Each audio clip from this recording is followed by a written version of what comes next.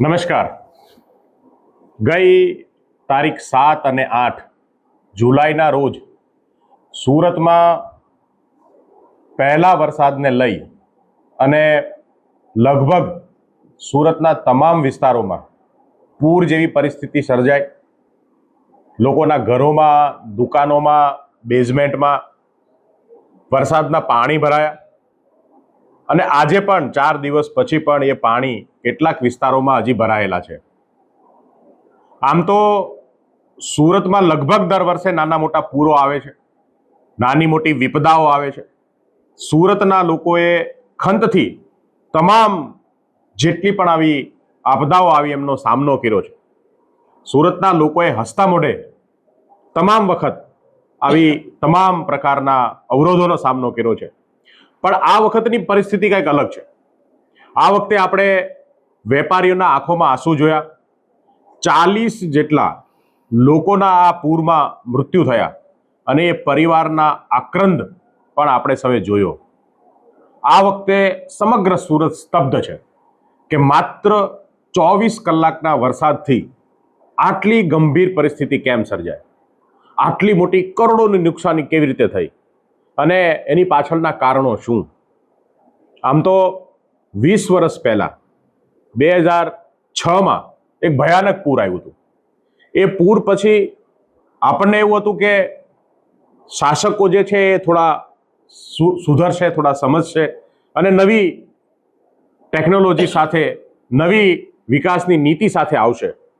પણ આપણે એ વાતને ધ્યાન આપવું જોઈએ કે 2006માં જ્યારે સુરતમાં પૂર આવ્યું હતું ત્યારે એ પૂર સુરતમાં પડેલા વરસાદને લીધે નહોતું આવ્યું.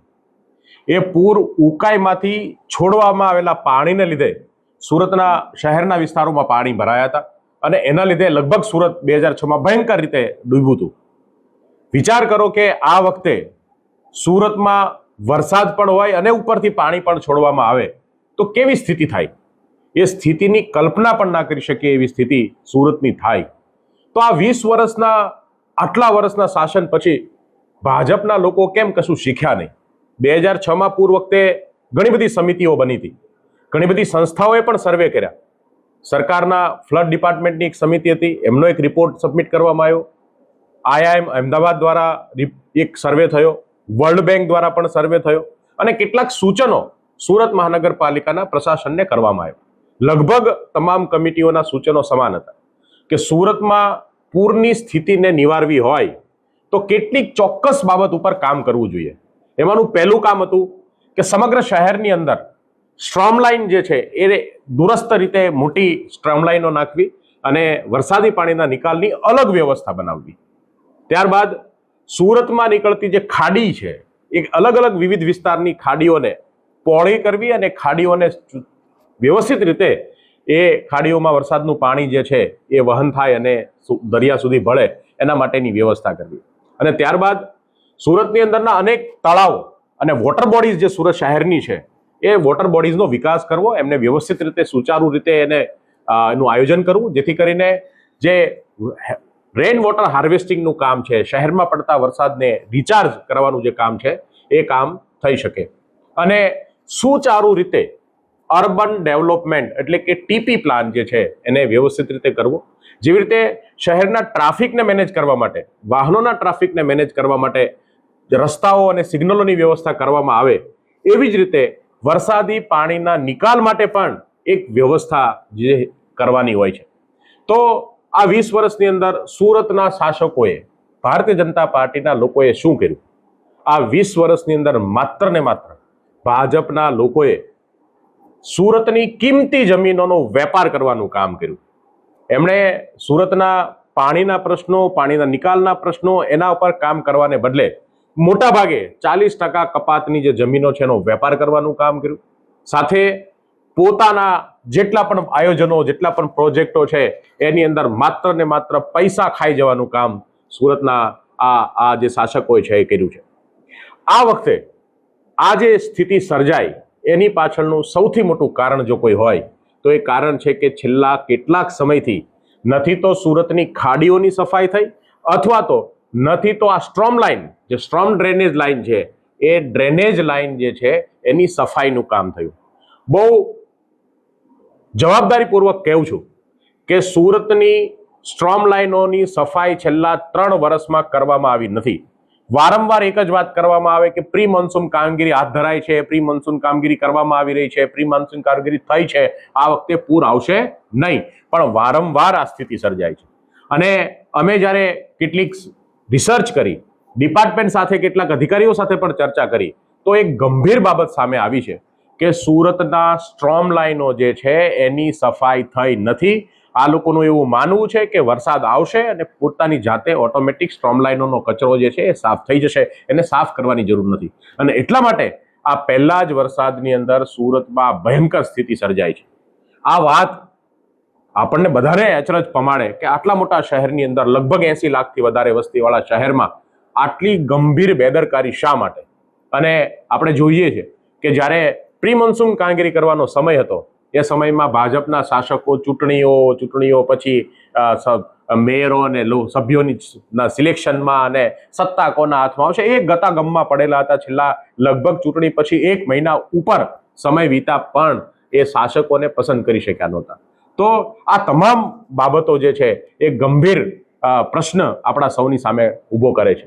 આ વખતે પૂર આવ્યા પછી પણ આપણે જોયું કે જાણે કે મોગલ શહેનશાહો હોય એવી રીતે લોકોની વચ્ચે જઈ અને બિચારી બાપડી પ્રજાને સાંત્વના આપતા હોય એવી રીલો બનાવી અને માત્ર શોબાજી કરવાના કામ છેલ્લા કેટલાક સમયથી ચાલે છે.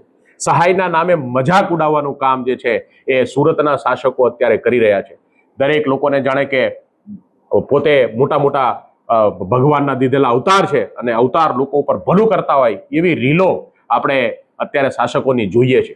ખરેખર વાત એ છે કે સુરત જેવા શહેરને છેલ્લા 2007માં સુરતની ઓક્ટ્રોય નાબૂદ થઈ ત્યારથી લઈ અને આજ સુધી આ ટ્રિપલ એન્જિનની સરકારને માત્ર ને માત્ર સુરત સાથે અન્યાય કરવાનું કામ કર્યું છે. લગભગ 15,000 કરોડ જેટલી ગ્રાન્ટ સુરતના ભાગે આવતી ગ્રાન્ટ જે છે એમાંથી માત્ર 6500 કરોડ જેટલી ગ્રાન્ટ તે સુરતને મળી છે. બાકીની જે ગ્રાન્ટ જે છે સુરતને હજી સુધી આપવાનું કામ નથી થયું. અને આ ટ્રિપલ એન્જિનની સરકારમાં જનતા દ્વારા ચૂંટાયેલા તમામ પ્રતિનિધિઓ, એ ચાહે ધારાસભ્યો હોય, ચાહે સાંસદ સભ્યો હોય, એમણે વિધાનસભામાં પણ અને સંસદમાં પણ સુરતના ભાગે આવતી ગ્રાન્ટની રજૂઆતો કરી નથી. સુરતને માત્ર ને માત્ર સુરતના લોકોના વેરાના જે આવક છે એના નામે અને એ પૈસાના આધારે તે વિકાસ કરવાનું કામ જે છે એ સુરતમાં કરવામાં આવે છે.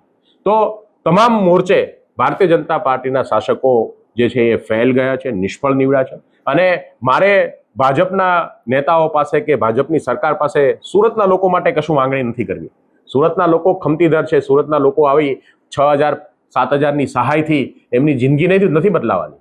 પણ એક વાત ચોક્કસ છે કે આ જે હોનારત છે એ ભાજપ સર્જિત હોનારત છે. આ મૃત્યુકાંડ છે અને એની પાછળ જવાબદાર છે ભારતીય જનતા પાર્ટીનું પાપ છે. ભાજપના પાપનો ગળો ભરાયો છે, પરંતુ આ પાપની સજા સુરતના લોકોએ ભોગવવી પડી છે. મારે સુરતની જનતાને વિનંતી કરવી છે કે વારંવાર આટલા વર્ષોથી મત આપવા છતાંય વારંવાર ભારતીય જનતા પાર્ટી સુરતના વિકાસ કરવામાં સદંતર નિષ્ફળ ગઈ છે. વારંવાર આપણે એમને સત્તા આપી એમ છતાંય એમણે આપણને પાયાની સુવિધાઓ આપવામાં પણ સદંતર નિષ્ફળ ગઈ છે. ત્યારે આપણા માટે આ કિસ્સો, આ પૂર એ આપણી આંખ ખોલનાર પૂર છે. સત્તાની અતિરેક ભારતીય જનતા પાર્ટીને તાનાશાહ બનાવી છે. સત્તાના અતિરેકે ભાજપના શાસકોને સ્વચ્છંદી બનાવ્યા છે. એમને બિલકુલ આ આખી ઘટનાનું કોઈ પણ જરી માત્ર દુઃખ નથી. અને આજે માત્ર હાઈ પાવર મિટિંગોના નામે, શોબાજી કરવાના નામે માત્ર ને માત્ર પોતાના કરતૂતો ઢાંકવાનું કામ ભારતીય જનતા પાર્ટી કરે છે. સુરતની જનતા માટે, ગુજરાતની જનતા માટે આ એક સબક છે, આપણા બધા માટે એક સબક છે. ભાજપના પાપનો ઘડો ભરાયો છે, એ ફોડવાનો સમય છે અને ભારતીય જનતા પાર્ટીની ગુલામીમાંથી મુક્ત થવાનો આ સમય છે. આભાર.